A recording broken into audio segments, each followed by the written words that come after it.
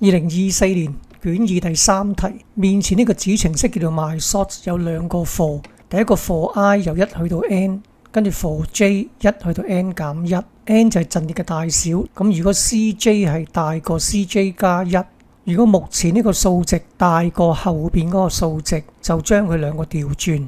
咁所以 temp 等於 cj 加1， cj 加1等於 cj， cj 等於翻 temp。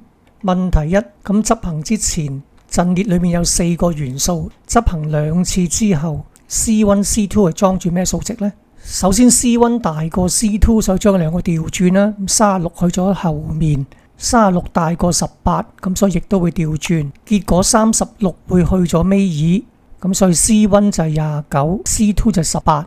再執行第二次，29大過18，所以兩個要調轉。跟住29細過36，唔再調轉啦。咁所以 C1 就18， C2 就29。第二 MySort 係邊一類型嘅排序算法呢？咁答案就係 Bubble Sort 無譜排序法。問題 B， 咁有兩個陣列，一個 A 一個 B，A 有6個元素， B 有3個元素，咁佢都係由細到大排列嘅。咁要寫一個子程式叫做 MS， 將兩個陣列合併埋一齊。我哋由最尾開始，咁呢個係 I， 呢個係 J，I 等於6，咁而 J 等於3。咁首先我會比較最尾兩個數字，最大嘅數字會搬咗去最後邊。咁處理咗42之後呢，我哋跟住 I 會減1，咁要比較就係30同埋40，明顯40大啲，咁將佢搬去尾二。咁處理咗40之後呢， J 就係 J 減1，變咗做2。而家 A5 同埋 B2 兩個做比較，咁我哋會將比較大嘅數搬去後面，如是者兩個比較，直到 B 所有元素全部處理晒，咁就會結束噶啦。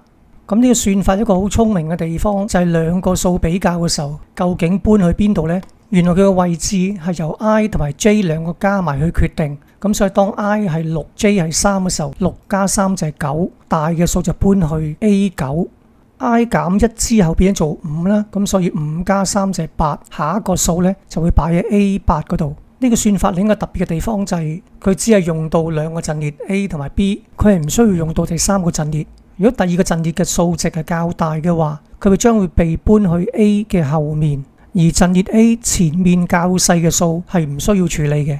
咁於是個 MS 呢個算法應該點做法呢？咁首先我由後面開始啦。I 等於 M， J 等於 N，M 係6， N 係3。只要 J 大過0，如果 AI 大過 BJ， 我將大嘅數 AI 放喺最後。咁調翻轉，如果 B 大啲嘅話，我將個 BJ 放落去最後。處理咗之後 ，I 等於 I 減1，或者 J 等於 J 減1。咁不斷咁執行，直到所有 BJ 全部處理晒，咁就完結噶啦。問題 C， 咁呢個金特圖裏面我哋有5個嘅任務 A 去到 E 啦，咁 A 就 depends on B， 咁即係做完 B 先可以做 A 嘅，咁於是呢 C 就 depends on B 同埋 D 啦，咁所以完成個 B 同埋 D 之後先可以開展個 C。至於最後個任務 E 呢，係 depends on C 同埋 D， 咁所以完成 C 同埋 D 之後呢，先可以進行個 E。第二，如果任務 C 唔再依賴 B， 咁要完成所有任務最少需要幾多日呢？咁如果唔再依賴 B 嘅話呢，只要完成個 D 就可以開始 C 噶啦。咁於是結果呢係7天就可以完成晒所有任務啦。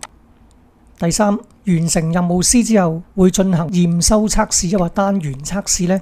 咁答案就係單元測試。咁因為完成任務 C 之後呢，仲有任務 E 係未曾完成嘅，咁我只可以做個單元測試。咁做咗單元測試可以及早發現錯誤，越早發現錯誤就可以減低我哋將來復修嘅成本。